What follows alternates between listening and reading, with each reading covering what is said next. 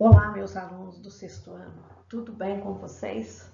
Pois é, está uma chuva muito gostosa aqui agora, né? Deu para vocês ouvirem o barulho aí dessa chuva. E nós estamos aqui para o nosso plano de estudo tutorado, o volume 6 é a semana 3. O que nós vamos estudar? Qual é o tema da nossa aula?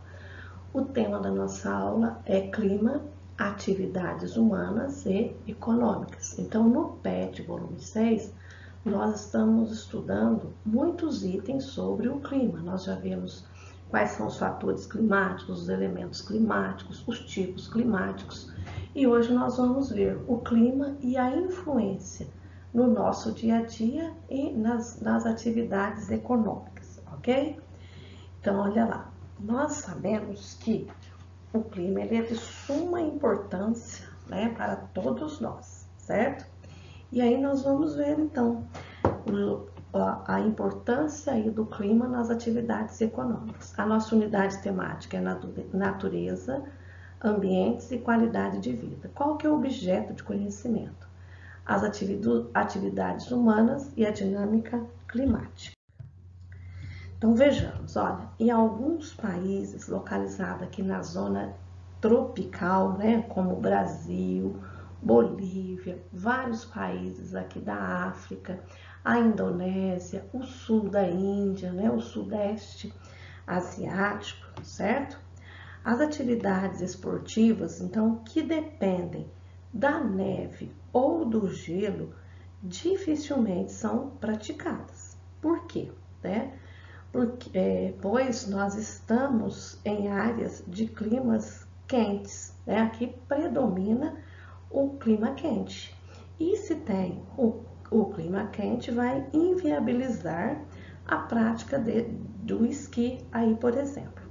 Já nos países que estão nas zonas polares, que ficam entre o Trópico de Capricórnio até o Círculo Polar Ártico, o Trópico de Câncer até o Círculo Polar Ártico, então esses países aqui, principalmente os países da Europa, estão localizados nas regiões temperadas e alguns têm parte de suas terras na área aí polar, né? Então, algumas competições esportivas disputadas ao ar livre, elas são suspensas. São suspensas significa o quê? Elas não acontecem durante o inverno, porque o inverno é muito rigoroso. E quais são essas atividades ao ar livre? Então, nós temos campeonato de futebol. Por quê? Porque há a queda de neve e ao frio intenso dessas áreas. Por outro lado, há atividades que ocorrem em condições rigorosas de clima, como a questão do esquiar aqui nos Alpes aí suíços, certo? Os tipos de clima, eles vão influenciar também nas nossas moradias, né? Então, as moradias, os diferentes tipos de moradias construídas ao redor do mundo, de forma adaptada, elas são adaptadas às condições climáticas, certo? Então, essa adaptação às condições climáticas, elas mostram exemplo da interação entre o homem e o clima. Em regiões de clima com médias de temperatura baixas, podemos encontrar moradias com os tetos inclinados. Vejam, bastante inclinado aqui esse teto. E de onde é essa casa? Essa casa é da zona rural aí da Rússia, né? E por que eles são inclinados? Para que a neve não se acumule sobre eles, sobre o telhado, né? Evitando-se assim um desabamento ou uma mudança de temperatura no interior da casa. Esse tipo de telhado também vai facilitar o escoamento de água quando a neve derrete, né? Então, aqui nós temos um iglu, que é típico de uma região muito fria. Aqui é uma casa da Mongólia, vejam, é uma região fria, então também está bastante adaptada. Aqui nós temos as palafitas, elas são típicas no Brasil, principalmente na região norte. São casas construídas as margens do rio. E como as margens do rio sofrem inundação, elas têm um pilar, elas têm uma base, né? E quando chove, isso aqui tudo pode ficar encoberto aí de água. Essa aqui é uma casa típica da Suíça. Então, aqui no Brasil, nós vamos encontrar esse tipo de construção principalmente em Campos do Jordão, em Monte Verde, porque são as cidades mais altas do Brasil. E essa construção aqui? Essa construção aqui são as casas no Iêmen, que é um país de deserto. Então, observem que os tetos aí, eles são quadrados, né? Então, são planos, os tetos são planos. Já em outros lugares que predominam o clima quente, né? As moradias de teto plano, por ter menor necessidade de escoamento de água, elas passam a existir nessas áreas. E por que se utiliza a cor branca, né? A cor branca geralmente é usada nessas moradias e ajuda a mantê-las mais frescas, com uma temperatura gostosa dentro de casa, pois a absorção do calor da cor branca ela é menor. As cores mais escuras, elas absorvem mais o calor do sol que as mais claras, tá? Então, nós sabemos que temos diversos tipos aí de moradias pelo mundo afora. E agora, a intensidade aí dos fenômenos climáticos. Então, apesar dos grandes avanços tecnológicos e técnicos ocorridos nos últimos 150 anos, ainda não estamos imunes às consequências relacionadas à intensidade de alguns fenômenos climáticos. Então, aqui nós temos um período de chuva muito intenso que provocou as enchentes, né? Quando tem uma chuva torrencial também, essa chuva intensa, ela vai trazer mudanças na paisagem. Outro fator, né? A onda de frio intenso. Veja aqui que frio danado que sempre tem acontecido nos Estados Unidos, né? Então, essas chuvas torrenciais, os furacões, olha o estrago que um furacão faz, né? Grandes períodos de seca, então de estiagem, as nevascas, então elas podem transformar a paisagem. Mesmo sendo previstos em laboratório, com a ajuda de satélites e computadores, é impossível contê-los. Contê-los o quê? Esses fenômenos climáticos que ocorrem no nosso planeta, tá? Agora nós vamos ver a relação do clima e as atividades econômicas. Então, o clima vai ter influência no campo. O homem do campo, com uma chuvinha dessa que caiu, né? Ele pode semear, ele tem uma série de atividades que o homem do campo faz quando vem a chuva. Então, a chuva ela é muito importante. E é claro também que se a chuva for em excesso na colheita do feijão, se chover muito, pode perder a colheita do feijão inteira, né? Outra influência do clima e atividade econômica nas cidades. Muitas lojas, quando tem chuva muito intensa, que é a inundação, essas lojas fecham, né? Quando há um vendaval, as lojas também fecham, se protegem. Nas escolas há um cuidado muito significativo com as crianças, na hora do intervalo, na hora de ir embora, nos meios de transportes. Então, o clima tem influência aí nas atividades econômicas do campo e na cidade. Na indústria, tem indústrias que podem estar localizadas no campo, que nós chamamos de agroindústria. A indústria polvilheira. Então, quem já trabalhou, conhece alguém que trabalha com polvilho, sabe como é importante, né, saber olhar o tempo, entender o tempo, porque uma chuva pode vir de uma hora para outra e pode molhar o polvilho, e isso é prejuízo, né? Então vai ser prejuízo na indústria aí de polvilho. Os trabalhadores de uma cidade, quando eles têm que ir para a fábrica, que dá uma chuva muito intensa, então indiretamente vai ter uma influência. E qual é a influência que a indústria pode ter? Principalmente a indústrias de confecção. Então, no verão, a indústria de confecção, ela já prepara peças para o inverno e vice-versa. No inverno, ela vai preparar peças que serão utilizadas no verão.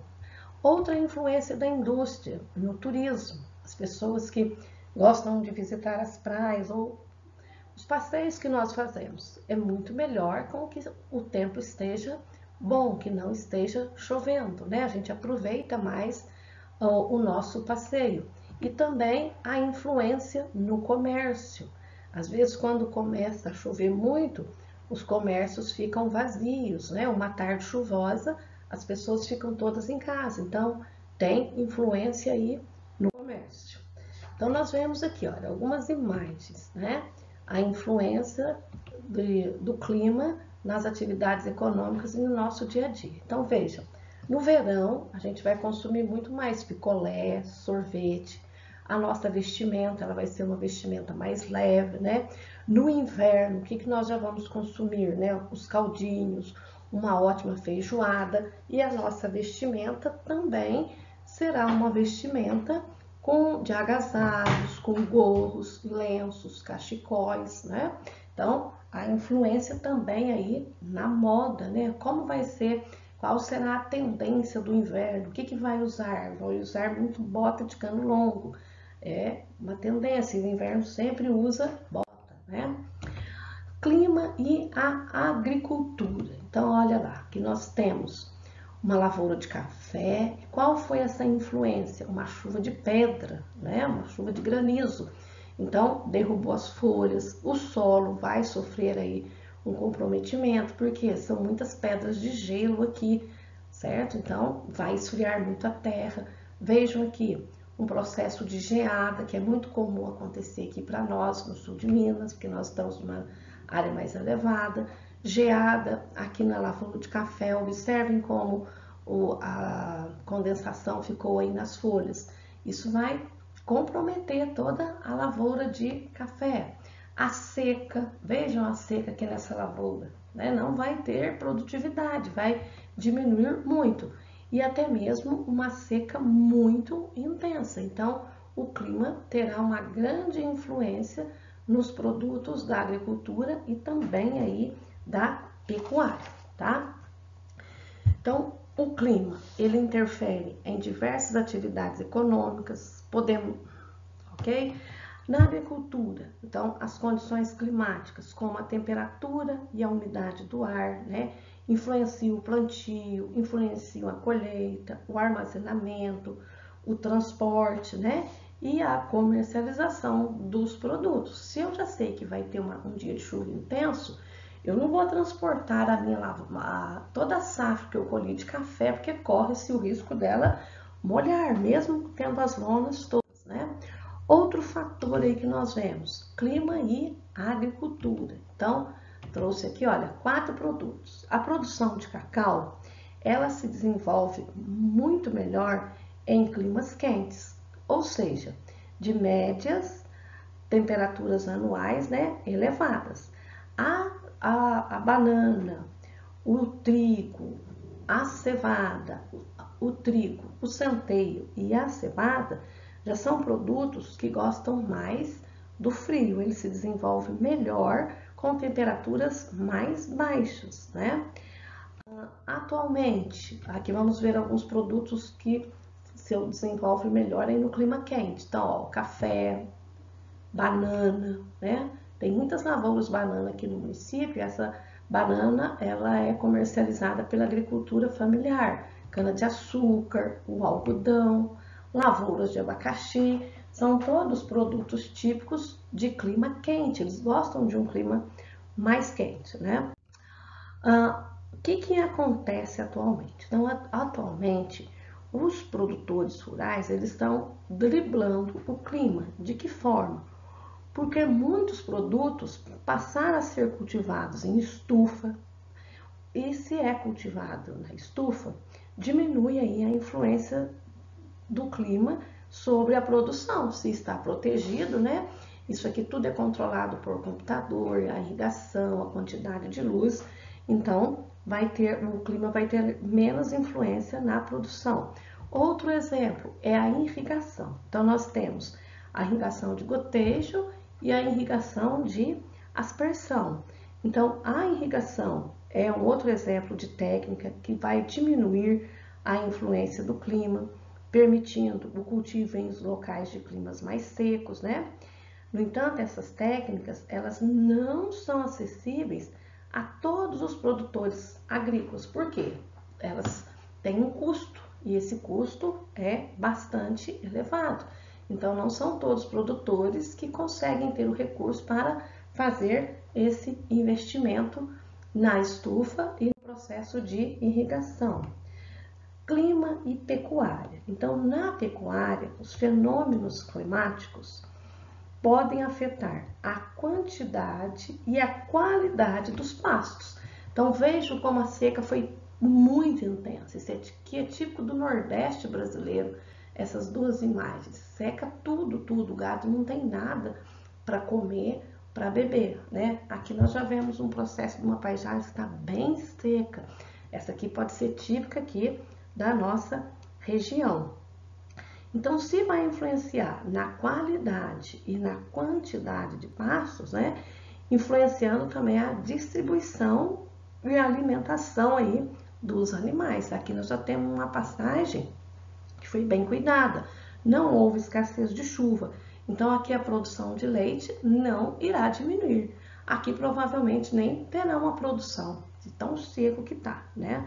Então, a escassez de água pode reduzir áreas de pastagens ou provocar também a queda na produção de leite e também aí na produção de carne. Então, olha lá. Ótimo estudo a todos vocês. Até a próxima aula. Faça as atividades com muita atenção. Beijos da professora Mariana.